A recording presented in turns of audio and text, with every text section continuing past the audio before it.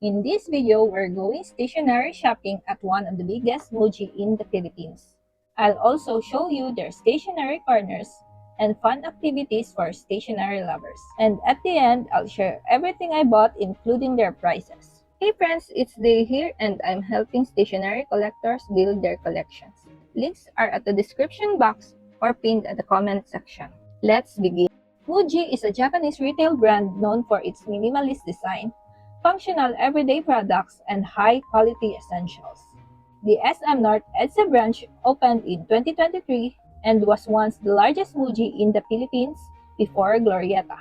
There are a lot of walkthroughs online, but today we're focusing on stationery and organizers. At the time of filming, the stationery sections are spread out, front, side, and near the cashier. They even have a stamping station, so yes, danger for stationery lovers. Let's explore. Let's begin with the station at the front. They have compact line markers for 65 pesos,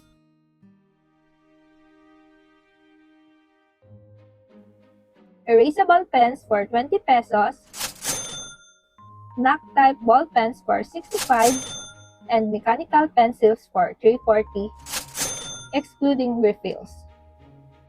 Refills are available too.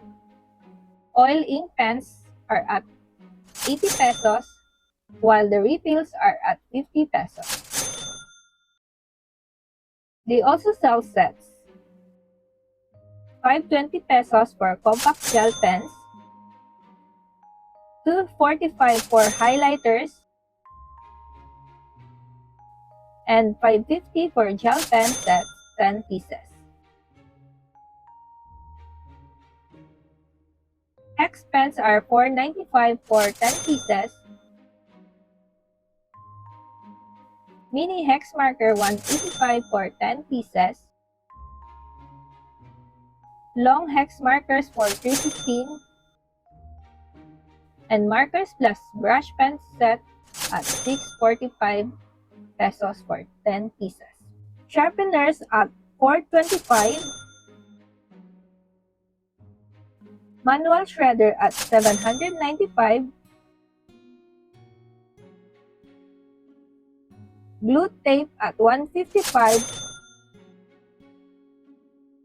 While the refills are 95 pesos. Correction pens for 95 pesos. Paper clip at 85.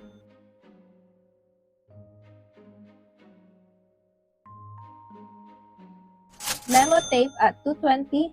They are available in different colors.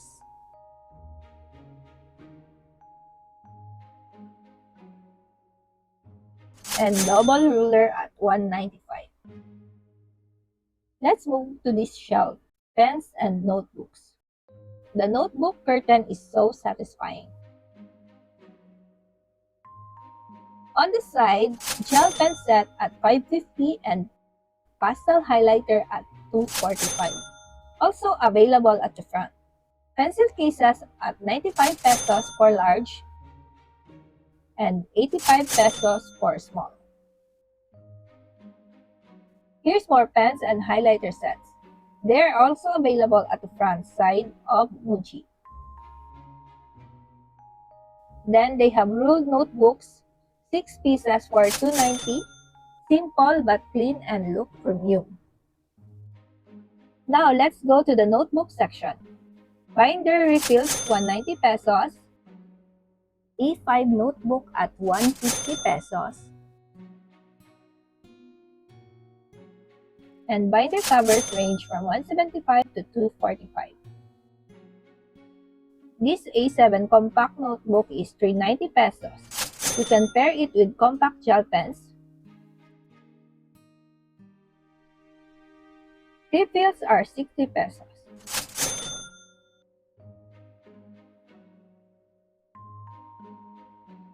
This notebook comes in different colors and you can also match it with your compact gel pen. A5 zip case is 65. Monthly notebook 60. Weekly notebook, 70 pesos.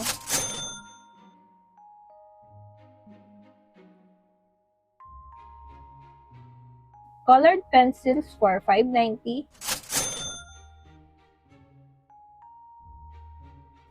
Planners, A6 at 240 and A5 at 350. And for 95 pesos. Origami paper is 65. Bamboo letters for 60. And this Temple Shrine stamp book is for 90. Envelopes ranges from 75 to 95.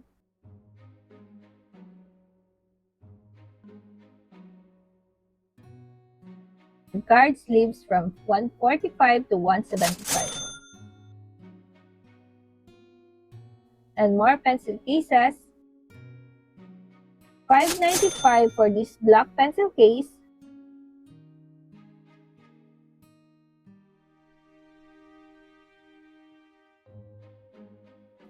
$3.45 for this red pencil case. $2.45 pesos for this mesh pencil case. Gray pencil case for $4.25. And utility pouches at $7.45. They also have rectangular pencil cases from $5.90 to $8.90 pesos. Perfect for organizing bigger collections. Now let's head to organizers, aka Fix My Life section. EVA pouch is $7.90. Clear case $3.90. Stackable organizers $1.50. They also have $1.20 and 90 pesos for these organizers with grid. And pencil cases at 90 pesos. Nylon makeup bags range from 1,150 to 1,350. Book type pouch $7.50 and small organizer at $90.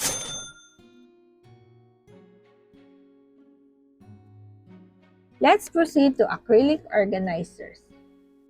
125 pesos, 75 pesos, earring case for 895 pesos, stackable organizers for 1,150 for 2 layers and 1,650 for 3 layers.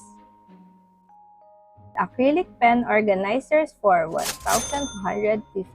Now we're near to the cashier. And yes, more stationery. This is the danger zone.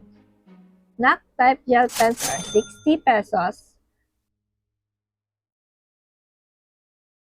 Pens are 80 pesos plus more pen sets. Let's proceed to notebook station. 6 pieces for $2.90. $2.20 pesos for this A5 notebook. $2.20 pesos for this A6 notebook in craft board cover. $1.90 pesos for this A6 notebook in PVC cover. A5 notebook for $1.50 and $1.20. And 90 pesos for this A6 notebook. They also have binder refills for $1.90 pesos and $1.20 pesos. Gadget hard cases from $5.90 to $9.90. At this point, I can't resist anymore. Let's do some stationery shopping. I'll make a separate video testing everything I bought, so don't forget to subscribe.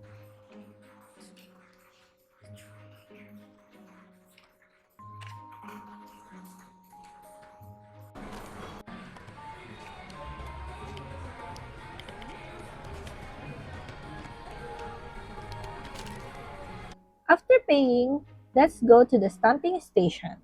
I'm currently doing a stamp hunt in Manila, and Muji is one of my stops. They have 3 stations, and not all stamps are the same. So yes, I visited all three.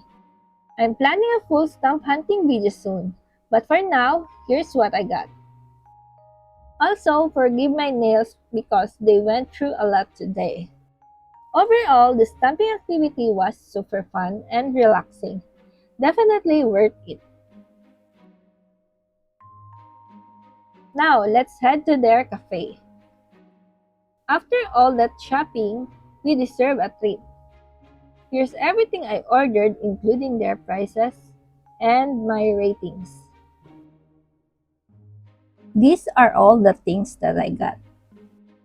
A5 binder cover for 275 pesos, A6 ring notebook at 120 pesos, pastel highlighter set for 245 pesos, gel ink knock type 10 pieces per set at 550. I also bought pink knock type pens for 60 pesos because they're not included in 10 pieces set. Line markers at 65 pesos, felt tip pens at 65 pesos, compact gel pens with cap at 520 pesos, and I also bought compact knock-in pens at 80 pesos. These are the colors that are not included in the set. Then, retractable highlighter at 85 pesos, erasable pen at 20 pesos, and mechanical pencil at 50 pesos. And that's our Muji stationery shopping adventure. Thank you for watching, and as always, stay happy and creative.